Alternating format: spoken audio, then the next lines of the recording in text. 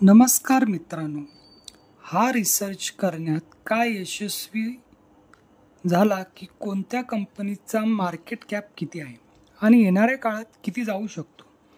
तुम्ही हे काढण्यात यशस्वी झालात की कमीत कमी एवढा मार्केट कॅप होऊ शकतो. आता ह्या कंपनीचा करंटचा मार्केट कॅप 63,000 करोड आहे. तेथून जर डबलची पण कॅल्क्युलेशन केली ह्याला 800 माना तर 1600 किंवा 2000पर्यंत हा शेअर खूप आरामात जाऊ शकतो.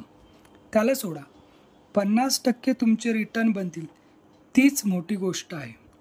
दुसरी गोष्ट, जर तुम्हाला हा अनुमान लावायचा आहे की येणाऱ्या काळात हा शेअर 1200-1500 वर जाईल, पहा खूप मेहनतीनंतर या सर्व गोष्टी तुम्हाला ह्या कंपनीच्या बिझनेसबद्दल तुम्हाला माहिती असली पाहिजे. कंपनी काय करते, काय बिझनेस करते, येणाऱ्या काळात 2-3 वर्षात, 4-5 वर्षात, 10 वर्षात, 20 वर्षात पुढे पण बिझनेस चालूच राहील. जर ह्या गोष्टी तुम्ही समजण्यात यशस्वी झाला तर तुम्ही नक्कीच पुढे जाल. RFCच्या मार्केट कॅपची बात कराल तर 1,70,000 कोटी करोडाचा मार्केट कॅप आहे. RVNLचा मार्केट कॅप पण पहा, RFCचा मार्केट कॅप पहा किती आहे. येणाऱ्या काळात शक्यता आहे की हा शेअर पैसे बनवून देऊ शकतो. एका वर्षाचा जो हाय बनवला आहे 1138 रुपये, त्याच्या अकॉर्डिंग जर कॅल्क्युलेशन कराल तर सर्वात आधी 1,000 जवळजवळ तुटेल. जर तुम्ही 1,000 वर खरेदी केलं असेल तर चांगली गोष्ट आहे, पण खरेदी करण्याची पद्धत ही आहे. समजा इथे 1,000 लिहा, ही तुम्ही खरेदी करायला सुरुवात केली, 800 लिहा, 700 इथे लिहा, कमीत कमी 700पर्यंत खरेदी करा. परत खाली पडला सोडून द्या. येणाऱ्या काळात जर 1,000 रुपये येऊन जातो तर तुमचा पैसा बनून जाईल. कोठे एवढं हार्ड आहे स्टॉक मार्केटमध्ये पैसा बनवणे. बस सिंपल एक पद्धत आहे की तुम्ही जो शेअर खरेदी करता त्याला तुकड्या तुकड्यामध्ये खरेदी करू शकता. काय SIP करून त्यात काम करू शकता. तर तुमचे सर्व टेन्शन संपून जाईल. 2 प्रकारचे लोक आहेत, तुम्ही स्वतः माना. दुसरा अजून एक आहे, त्याला तुम्ही A माना.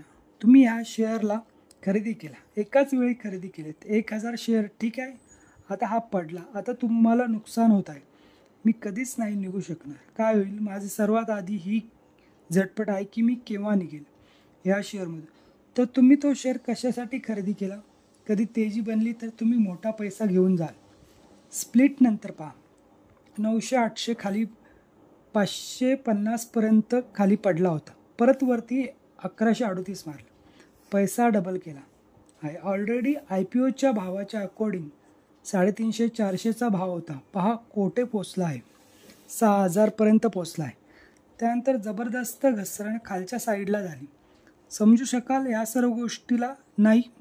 एक तर झालं तुम्ही ह्यूज क्वांटिटी मारली, पण एक माणूस आहे जो थोडा वेगळा आहे, त्याला घसरणच पाहिजे, कारण की 1,000वर त्याने थोडा माल खरेदी केला आहे. तो बोलत आहे तू खाली पड तर माझा फायदा आहे. आता तुम्ही विचार करा, फायदा काय होईल. त्याचे शेअर वाढतील, कमी भावात त्याला मिळेल, त्याला खरेदी करायची आहे ह्या शेअरला. आणि जी पण घसरण झाली तो नाराज नाही आहे, तो आनंदात आहे. तर घसरणीमध्ये तुम्ही समजून घ्या, एकतर तुम्ही आनंदी व्हाल किंवा रडत बसा. तुम्ही ठरवा तुमची पद्धत काय असेल. तुमचेच हत्यार असेल, तुमचाच पैसा असेल. ह्या पैशाला पाहिजे तर तुम्ही एकाच वेळी खरेदी करून घ्या किंवा ह्या पैशाला थोडं थोडं करत खरेदी करा.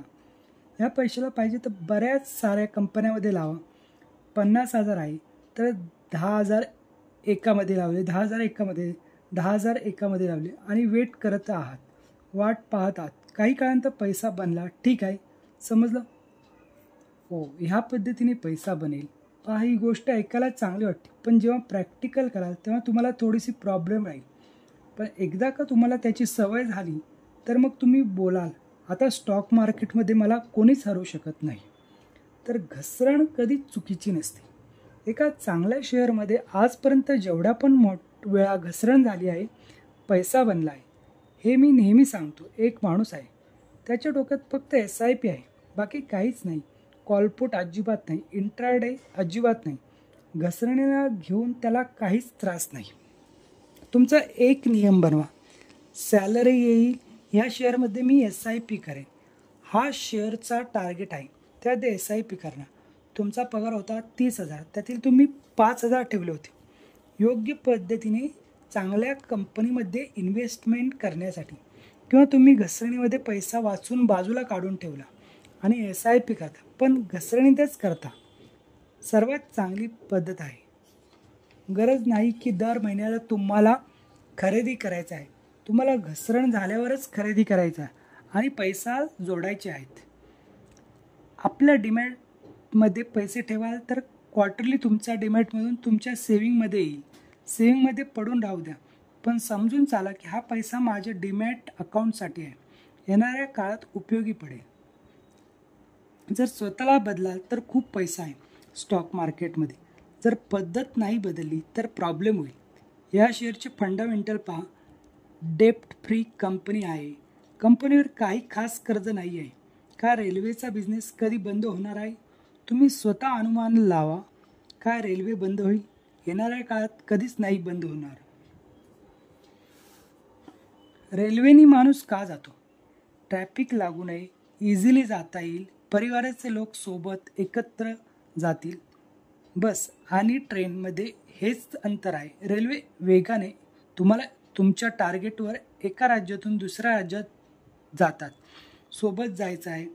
हा शेअर मला दमदार वाटतो. योग्य प्राईसच्या अकॉर्डिंग खाली येत आहे. तुम्ही कोठे पण फसला असाल, थोडं थोडं खरेदी करून जर तुम्ही जमा करता तर 2,000चे टार्गेट येणाऱ्या काळात तुम्हाला पाहायला मिळतील. जर हे माहीत झालं की येणाऱ्या काळात 2,000वर जाऊ शकतो, तर तुम्ही कुठेच फसलं नाही पाहिजे. सुरुवातीला 330चा IPO आला होता, तिथून 6,000पर्यंत गेला. सांगा कोणाला नुकसान होईल? येणाऱ्या काळात ह्याला 2,000चं जायचं आहे.